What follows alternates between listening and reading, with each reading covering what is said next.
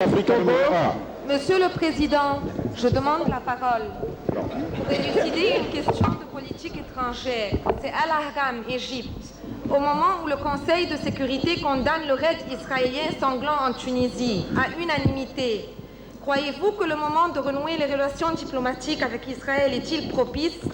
Et serait-il éventuellement un moyen pour amener en tant que médiateur et sage de l'Afrique Israël à la politique du dialogue que vous preniez et à la raison au lieu de la politique de terreur et de violence qu'elle sème au Liban, en Tunisie et dans les camps de réfugiés palestiniens, refusant toutes les tentatives de paix, de conciliation?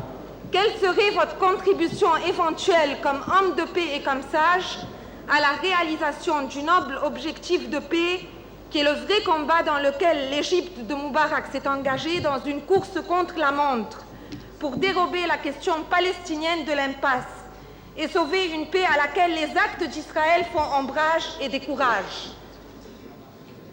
Madame,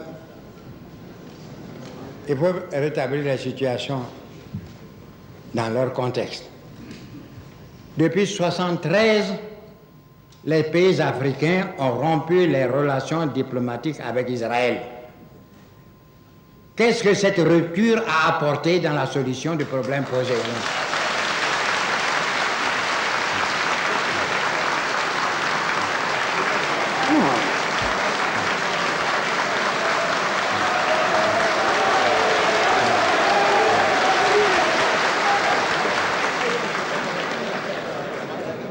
Vous parlez de l'Égypte. L'Égypte a des relations diplomatiques avec Israël.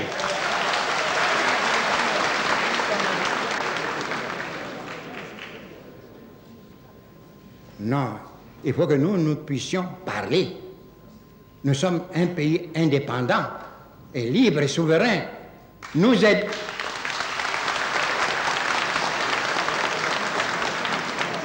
aiderons davantage à la solution du problème, libre, que d'être à la remorque pour voter sans qu'on en tire quoi que ce soit.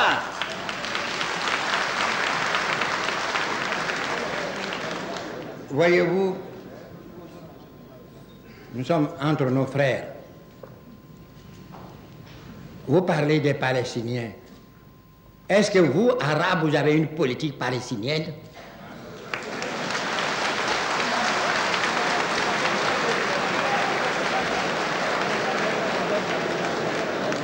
Une partie des Palestiniens, la majorité, dont le chef est basé à Tunis, une partie soutenue, la majorité soutenue par des Arabes. Mais l'autre moitié, même si c'est un quart, c'est soutenu par qui? Par les Syriens arabes. Et qu'est-ce que vous dites de cela? C'est là le vrai problème. Vous voulez traiter pour une Palestine unie, et nous sommes d'accord avec vous. J'ai des relations avec Arafat. Mais qu'est-ce que vous faites? Prenez garde. Nous avons vu un pays très digne, très noble, avant les Palestiniens, l'Arménie,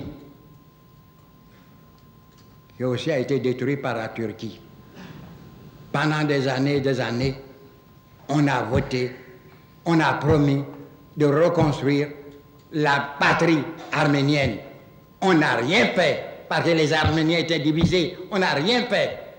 Et aujourd'hui, pourquoi vous, Arabes, vous ne pouvez pas, alors que vous avez une ligue, vous imposer le devoir de vous réunir et de prendre une position commune pour présenter la requête des Palestiniens?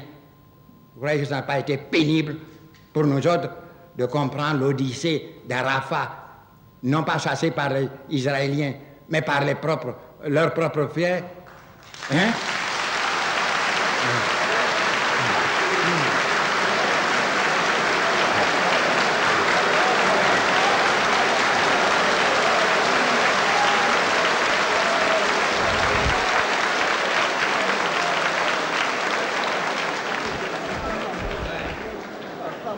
Ne mêlons pas la passion à une affaire aussi grave que froidement. D'abord vous-même, vous commencez par vous entendre. pour une Palestine. Et les autres, qui sont en dehors, aideront, vous aideront. Mais quelle position vous nous présentez, vous, nos frères arabes? Voyez le problème de l'Iran avec l'Irak. Qu'est-ce que vous faites?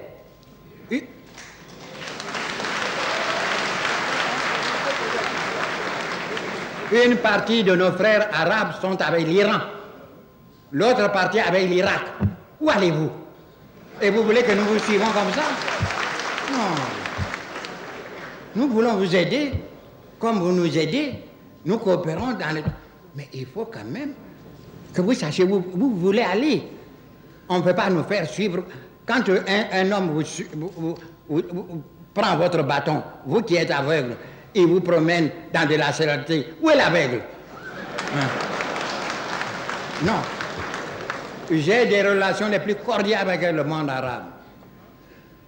J'ai des amitiés les plus sûres. Mais c'est précisément parce que je veux parler maintenant aux Arabes que je vais être libre de leur parler. Et les aider. Les aider. Je puis parler aux Israéliens,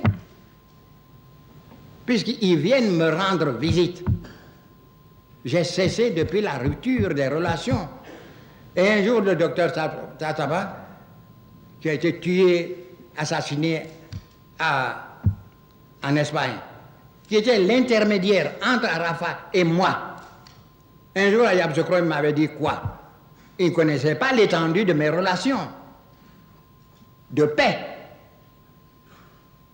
Ah, si on savait que vous aviez de telles relations, on vous aurait demandé de ne pas rompre les relations diplomatiques avec Israël pour mieux nous servir.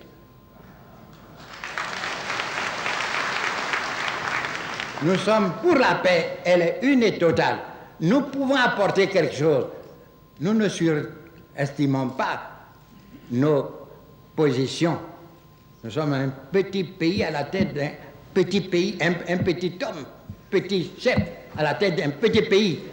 Mais nous voulons parler avec toute la liberté nécessaire, puisque nous sommes mus par aucun souci d'argent.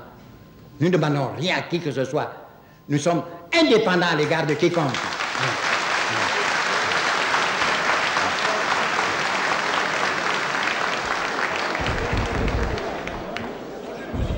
Mr. President, Monsieur le Président, Mr. President, Monsieur le Président, Mr. President,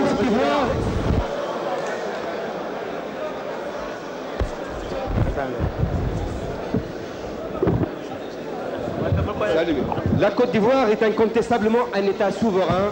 C'est à la Côte d'Ivoire de décider et de tracer sa politique. C'est incontestable. Et nul ne peut lui contester ce droit, c'est un fait. Mais il y a certaines vérités à rétablir. Certainement qu'avec des rétablissements, avec des relations diplomatiques, on pourrait croire qu'on pourrait servir la paix. Mais c'est un fait. Depuis 1965, Bourguiba a appelé au retour à la légalité internationale. Israël n'a pas suivi. Il a appelé au retour au partage de 47. Israël s'y est opposé. Récemment, n'allez pas loin. Que faites-vous avec les Européens? Avec l'Europe, avec l'Amérique qui se tient Israël. Est-ce que vous avez rompu des relations avec? Non. Alors, de solidarité arabo-africaine, c'est au nom de ce principe. Ah non, mais c'est pas ça. Le monde est un, non, c'est pas sérieux. C'est pas sérieux. Non, non, non.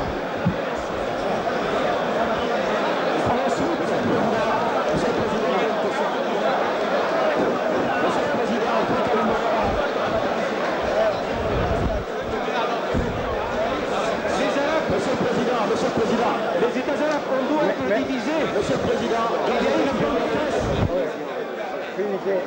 Finissez la question. Voulez-vous finir la question? Voulez-vous finir la question? Allô? Écoutez, qu'il finisse la question. J'ai dit que nous ne répondrons à aucune question. Alors qu'ils nous disent clairement ce qu'ils veulent, parce que je crois avoir suffisamment parlé de nos relations et la façon dont nous entendons désormais entretenir des rapports avec l'ensemble de la communauté internationale. Vous voulez que nous soyons un peuple diminué, un pays diminué, que nous n'avons plus le droit de prendre des positions nettes, favorables à la paix? Vous voulez que nous soyons une sorte de robot pour voter des motions et des motions? Ah non, ah non.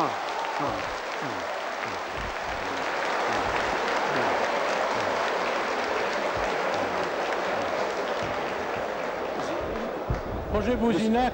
Monsieur le Président, j'ai voulu tout simplement signifier qu'Israël, à chaque fois, s'est dérobé aux efforts de paix pacifique.